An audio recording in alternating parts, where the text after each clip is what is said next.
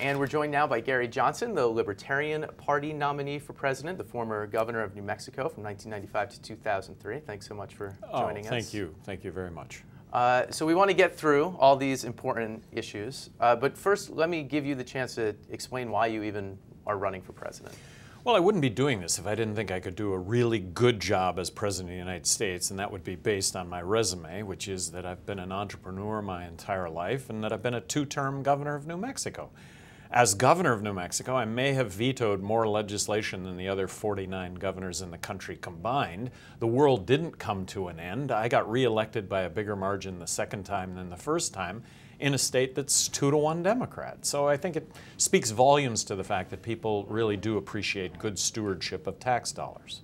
Okay, so let's get through these 5 issues. Number 1 is jobs. How does your plan differ from the major party candidates? I am advocating eliminating corporate tax, eliminating income tax, abolishing the IRS, and replacing all of it with one federal consumption tax. In this case, I'm embracing the fair tax. I think that it really reboots the American economy. With a zero corporate tax rate environment, tens of millions of jobs would be created by the private sector. I'd also like to add that over the course of the last year, they came out with an analysis of all the presidential candidates and who had the best record on jobs. That was me. A 0% corporate tax rate maybe makes the second question harder. How do you address the deficit? Well, this ends up to be revenue neutral, the fair tax. So my promise is to submit a balanced budget to Congress in the year 2013, which would be a $1.4 trillion reduction in federal spending. You'll do it with cuts. So where do the cuts come from? Those are big, big cuts. Well, they are, and based on... That means defense, that means social programs. That's exactly right. It's starting with Medicare, Medicaid, and military spending. We need to have a raging debate and discussion in this country on how we cut Medicare and still provide for a safety net, a healthcare safety net for those over 65. You've joined issue 2 and 3 because the next thing I was going to get to is entitlement. So let me just do a quick follow-up on that. You're saying people should face the possibility of real Medicare cuts. Real Medicare cuts, yes. Even for those 55 and over. Absolutely. This is the biggest distinction probably we've hit yet.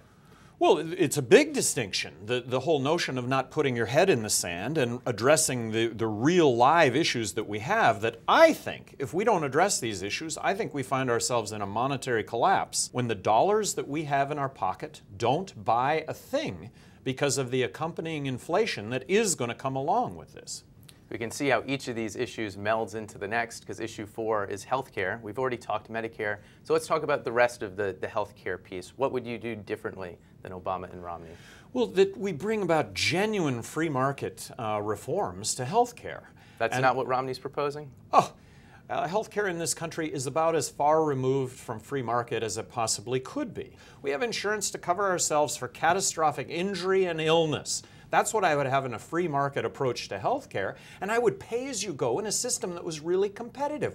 Why isn't government engaged in doubling the number of doctors, something that they could actually take on? So that's an intervention the Libertarian would make, trying to get more doctors. Well, by trying to get more doctors, you can do away with rules and regulations and the crony capitalism that exists within healthcare that restrict our choices as opposed to growing our choices. Last thing on healthcare, what would you do to Medicaid then? The program for the poor and... Well, as I was saying earlier, Medicaid, devolve both of these programs to the states, get the government out of the healthcare delivery business, cut the amount of money that we're spending by 43%, block grant the states a fixed amount of money, 50 laboratories of innovation and best practice. I'm going to argue that we will effectively deliver health care to those that are poor and those over 65. But you'll do it with 43% less money. The states will do it with 43% less money. The notion of Washington top-down knows best, that's what has us in a state of bankruptcy. So it's a hard choice that just needs to be made. It's a hard choice that has to be made. I think everybody in the country recognizes it, and yet both parties have their heads in the sand over this. I mean, it's like, really, is Santa Claus coming? Is the Easter Bunny coming? And by extension, the Tooth Fairy? You know what? I got news for everybody. They're not. This is a difficult situation. that I think all of us recognize is going to involve mutual sacrifice, well, let's get after it. Let's get after it now. I think you should send a card to Jim Lair, who chose these questions, because it's the ultimate softball. Question number 5, the role of government. The role of government is to protect us against individuals, groups, corporations that would do us harm. The role of government is to protect us against countries that would attack us. That is the fundamental role of government. It's really one that's very important. As governor of New Mexico, I think good government was easy. It wasn't hard. It just started with looking at issues first and politics last. Governor Johnson, thanks so much for your time. Man, that was painless. Thank you.